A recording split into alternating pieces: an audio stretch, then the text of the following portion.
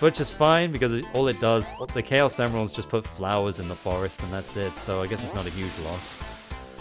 No. But what was I saying? See, this is why I'm so bad at this. My point. Oh yeah, my point is that Sonic being a free agent is like ties into his theme from the first adventure, with his song being like, "It doesn't matter now what happens, I will never give up the fight." So like, and then it follows up with, "It doesn't matter who is wrong and who is right," implying that in some ways it's more, Sonic cares more about what he thinks is right rather than what is right. So he could be the rebel. He could be the one in the wrong illegally at one point. I think they just haven't done a story like that. The closest I think was in Black Knight at the start, where he was helping the wizard Merlina fight against King Arthur, and I think he said something like, "I guess you can't always be the good guy," or something like that. Yeah, I remember that. Yeah. So that was an interesting take. I mean, it turned out she was manipulating him anyway, but still stands. And then yeah, his best line is in that. I think Sonic's best, like, I'll always prefer Ryan Drummond to Jason Griffith, but I think that line he has at the end of Black Knight is like the best line ever. He says like, I always like. Basically, like, I think she's like trying to stop death or something. I need to watch it again, but like, he basically says something like, "That's why we gotta live life to the fullest." Well, that's what I always think anyway. So like, he's basically saying like, yeah, like, just don't worry about it. Never look back, and just no, don't never look back. But like, just it doesn't matter, I guess. I guess that's the point. Yeah, like life's too short, so enjoy it while you can. Yeah, exactly. We may not always know what it has in store for us. I'm pretty sure that's what he said. Yeah. If I get comments, people are probably going to be calling me out on how wrong I am. But hey, I always aim to improve. So what can you do? Oh, don't we all, mate? Don't we all? Yeah. That's what makes us human, you know. We learn from our mistakes. Exactly. But I remember in the cartoon, I know technically the dub kind of censored the moment, because in the original language of Japanese it was more like uncut, more ruthless to what Sonic says. But in the English dub, because obviously they had to turn it down because of kids, I remember when Sonic became Dark Sonic and he went all crazy for like a minute, just destroying these robots one by one, and then Eggman pretty much told him to calm down because he was getting ahead of himself. And I'm just like, your most evil nemesis told you of all people to calm down, and of course he listens and he goes back to normal. But it's like, so is Eggman afraid that Sonic will let the power go to his head and he'll just destroy everything that he loves and cares about, or did he just tell him to calm down so that he wouldn't be, out-gaslighted by his own arch nemesis or something? Oh, I missed it. Yeah, well, Eggman's a bit of a manipulator, so I can see it being the latter. Like, he's just doing that so he doesn't get a one-up on him. It is. I wonder if that was a reference to Dark Spine Sonic from Secret Rings. Like, the design was similar. It's just in that game, he had no pupils and he had like a white line on his forehead, and his quills went all curvy. That's a cool design. I like that. Oh, what the hell was that? Some weird thing popped up on the screen. Are you gonna give me a continue? No. Yeah, what else was I gonna say? Oh, yeah.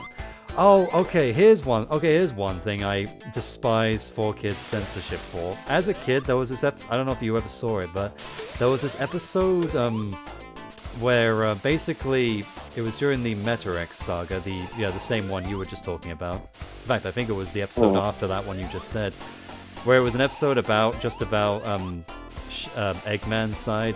Sonic and crew weren't in it, but Shadow meet this group of rebels, and one of them's this girl, and Shadow forms a connection with her, because he sees, I'm guessing, well, they never say it, but I guess he sees her as like a prototype Maria. But yeah.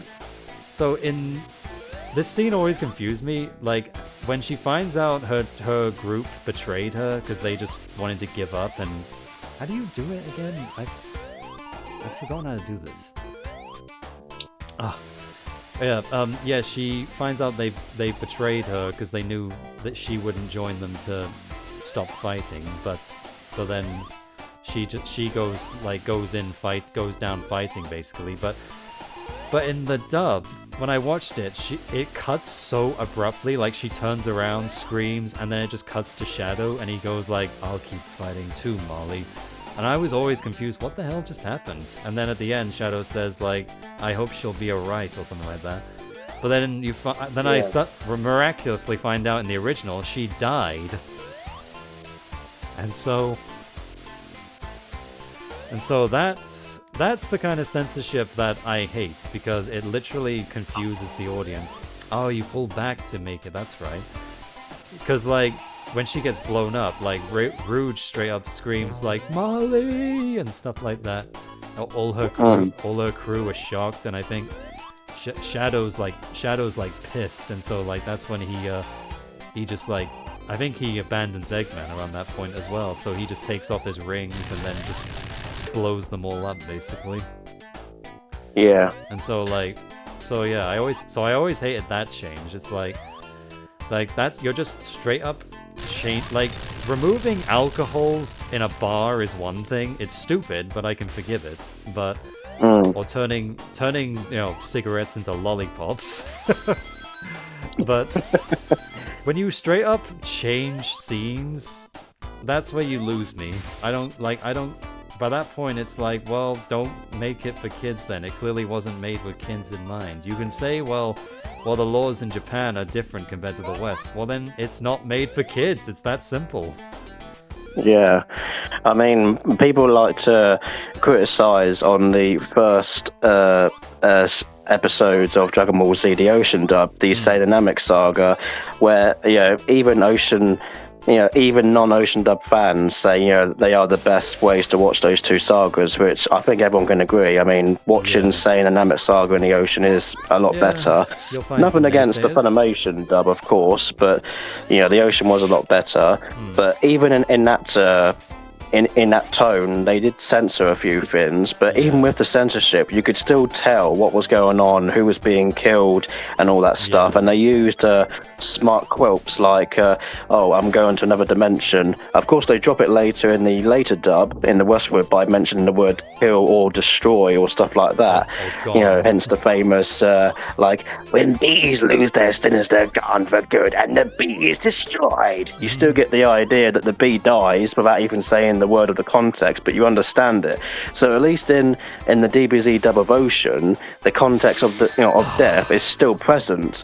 Or if you're going to change something for the sake of changing it, just so a whole scene has changed, but the context is still there, you can be smart and change words. Like, for example, "I need you to go to hell for me." That's not very nice. Or the classic, "I need you to go to HFIL for me." HFIL, home for infinite losers. And that's a genius censorship to get around it, because the context is still there and people still know what it means. And it's a funny censorship. It's not a terrible one, and it's not like an obvious one, but obviously as a kid you don't question it, but when you get older you realise, okay, that was a censorship, but it was actually a good one. Like you say, it wasn't like a lollipop being changed from a cigarette, or changing beer to milk or milk to water, but it's like, why take out an entire context of someone dying and just change it to stuff like, "Oh, I hope she'll be alright," but she's dead though, if you've seen the original, like you say. So why can't you just simply keep it simple? If you don't have to show the whole scene, but at least just make it brief and be like, yeah, it's a shame that she's gone, but at least she's in a better place. Not even mention the words death or kill or anything. But, TV censorship used to be a lot better back in them days, believe it or not, but it's worse now. But even so, it's not like a child hasn't heard the word death or kill around them before. I mean, again, it's like cigarettes and alcohol. I'm pretty sure kids have been surrounded by, parents or whatever that have a cigarette or have a drink in their hand, so it was nothing really new to them, really. Exactly. But of course, like you say, some parents like to just ruin everything for everyone, so they have to change everything, and then you're like, well, you've ruined the context and people are going to be scratching their heads, like you said. So, like you say, if it's not made for kids, then don't put it on a kids' network. Just put it on an adult network or something. Oh shit! Come on! Come on! No! Oh, I shouldn't have. I shouldn't have jumped. That was my fault. Oh. But I could see right there, while I was talking, that you was trying to get out of the water. Yeah. I always try to find the bubbles. Do I have a continue or do I have to start over? Please don't. Please have a continue. Oh, I do! Oh, thank God. Oh, you've got another 9 more. Okay, come on. Come on, you blue bastard. Let's go. But yeah, there's a way of getting around the censorship while still making it, good context so that people know what's going on, and then there's a way of not doing it. But in Sonic X's case, it was the one way to do it. Exactly. Yeah, like, at least when it's not dubbing, if you're, like, censoring real context stuff, I can forgive it. Like, if it's American-made, like, because, we never noticed, like, for the Spider-Man animated series that he only punched like 3 times, and that was censorship. Like, yeah. Now it's like funny to look back on, and even then, one of them barely counts as a punch because you can barely see it. Yeah, because he uses his feet more than anything, but he isn't using his feet considered to be worse. Well, I guess it's the way he does it, because he's always swinging into them, so I guess it doesn't count, and it always looks less violent, I guess. But then, and he also like tackles them a lot, or spears them, I think it's called. Yeah. I think the final punch has always been my favorite, with the spot, like, now! Well, that hit the spot. Yeah, or the classic, careful Garby, if I go kaboom, your toy goes up too. The only thing that will go boom is you! Kingpin. Oh, damn it, that was my fault. I absolutely loved his voice. I really hope that with X-Men 97 Season 2 coming out, Spider-Man has like a cameo or something. No, not a cameo, a recurring role, a minor role.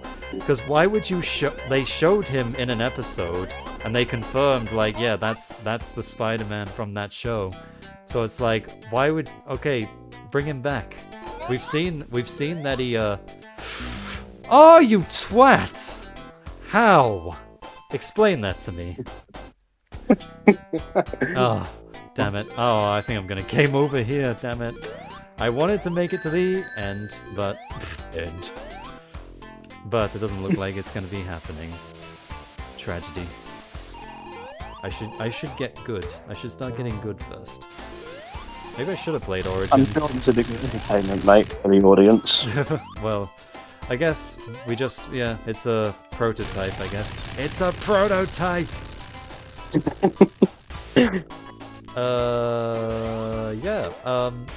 So, in keeping in the subject of... I was talking about something. Yeah, no, yeah, like, with X-Men 97, because Season 2 is coming out soon. I still haven't watched it yet, but I know scenes of it, but I'm hoping... Like, Christopher Daniel Barnes has been very active lately, and even though he says, like, oh, they've not contacted him for anything or anything like that, but that was a couple of years ago. They might have gotten him since then, and obviously he wouldn't tell us. But if he comes back, and he clearly wants to still do it, so sure he's older now, he won't sound the same, but then just give him some time, give him some direction, give him time to get back in the role, and I'm sure he'll be just as great as he was back then. Yeah, because he was always one of my many personal favourite Spider-Man actors. I just loved hearing his voice, and whenever he was doing those gut-wrenching yells, it sent goosebumps down my spine. Like, they were so good. Yeah, like, I know it's become a meme with the "Get back here, shocker!" But it's like, well, it's to showcase how crazy he's gone with the symbiote. Because that was the first time that it was done that way. Like, that show introduced the concept of the symbiote taking over its host. Before that, it was just a costume. Yeah, and I also liked how in the episode before that, when he was starting to lose his sense of morality, he was fighting the Rhino, and Rhino was all like, "What are you doing? I give up." And he was all like, "That's funny. Give up too. I give up being a friendly neighborhood Spider-Man." Yeah, Classic. you could hear like his voice changing right there, and it's like, oh god, imagine if he actually did that. He would have literally squashed him to pieces. But luckily, it being a kids show, he didn't do it. Yeah, But I Rhino wonder was if they scared of wasn't him. so restricted with the censorship. I reckon if he had done it, he would have probably killed Rhino right then and there. Yeah, I don't think they'd ever show Spider-Man murder, but in any context. No. But it's an interesting thing to think about. I mean, I always loved the scene afterwards where after he's webbed up Brock in the next episode to Shocker, he's like, "And you're the main course." Yeah, and then the classic follow-up of the "You're paid for this. The check's in the mail, baby." Oh, another invincibility. But yeah, I mean, showing that him is with Mary Jane again pretty much confirms that obviously Madam Web helped him find Mary Jane, brought him back to his timeline again. So there should be really no reason to not bring back the show and maybe continue where they left off, because they was going to do another season involving Electro, but because they couldn't do any more, sadly, because they ran out of budget or there was some other things behind the scenes, they had to end it on a literal cliffhanger. I see it as a satisfying ending enough. I mean, he got to meet Stan Lee and everything, so I think it was a worthy send-off. The title episode was called Farewell, Spidey, and I always loved the final line where it's like, where they're like, "This way on, true believer. Amen to that, my lady. Amen to that." Yeah, because I remember the show's creator at the time was saying that he wanted to do like 2 more seasons, and the last 2 seasons were going to be set in London because Mary Jane got teleported to London, and she was investigating the Jack the Ripper case, trying to find out who he actually was and try and capture him. And then Peter Parker ends up in London and he finds her, and they both team up to try and take him down. But at the same time, Electro comes through another dimension using that time dilation accelerator that Kingpin used to have. And then they end up having a big fight in the Tower Bridge and stuff like that, and then there's like a big epic showdown, and then in the end Electro gets defeated, and then by the end of the last season, after season 7, season 8, they go back to New York, and then they end up being married again, and then they have a child, and he gives up being Spider-Man. Yeah. That was the initial plan, but obviously they couldn't do it. I guess they could do something new now. Like, they don't have to.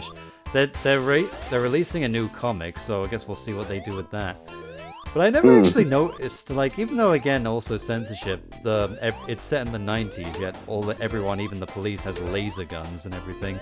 But I never really thought about it. But it's like, there was an episode where they did show a real gun, and I'm like, oh yeah, I didn't even think of that. And it's like, the creator, the showrunner, really pushed for that. Like, he wanted that storyline because it was so serious. And I'm like, and I think looking back, that's one of the best episodes in the series because it really showcases like because like going into Robbie and Tombstone's backstory, how polar opposite they were. It's like that one line where Robbie says like, I felt guilty, but Lonnie never gave my name to the police. Even back then, one strike could have ruined your whole life. That just says so much right there. And like, Yeah. like, because it's true. Like, especially because, I mean, I'd like to hope it's not as bad now, but I mean, I'm not that naive. But, Robbie being black back in, the 80s, the 70s? Because the show's set in the 90s. Shit, come on. Oh, almost there. Yes! Take that! And... you got away. That's not even a boss fight, you just chase him. Oh, thank God that's over.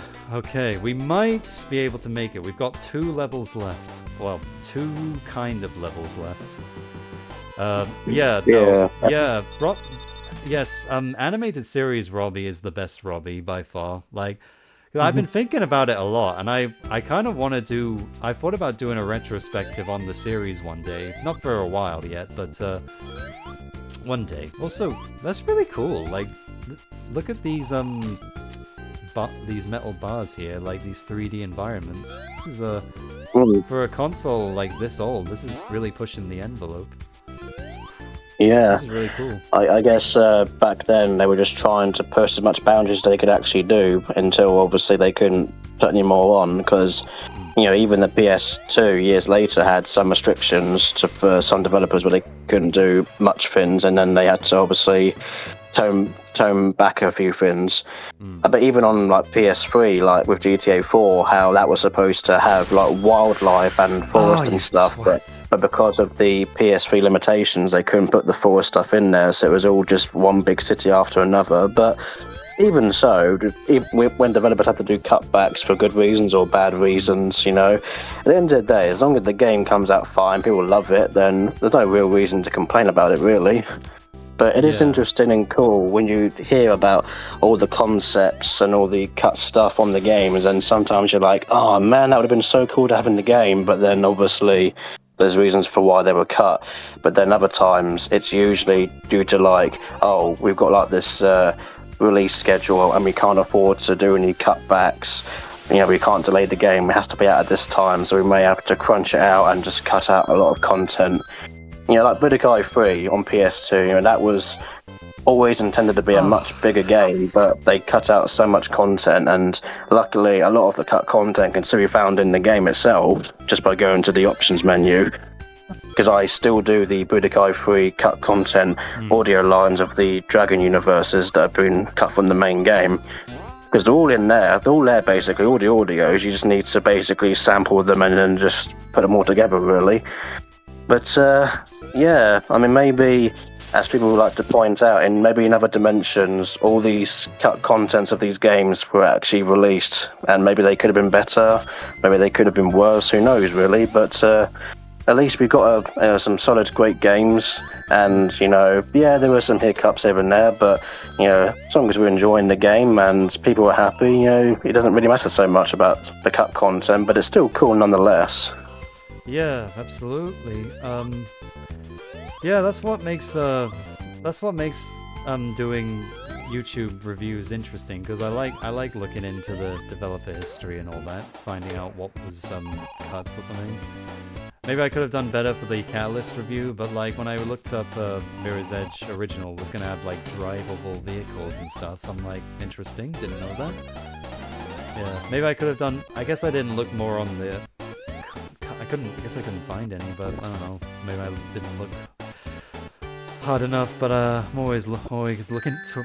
Damn it! A warning would have been nice. Fuck. Shit. Well, I guess so. Every time I don't get a checkpoint, I can just get that life at the start. Yeah, I can just keep getting that life.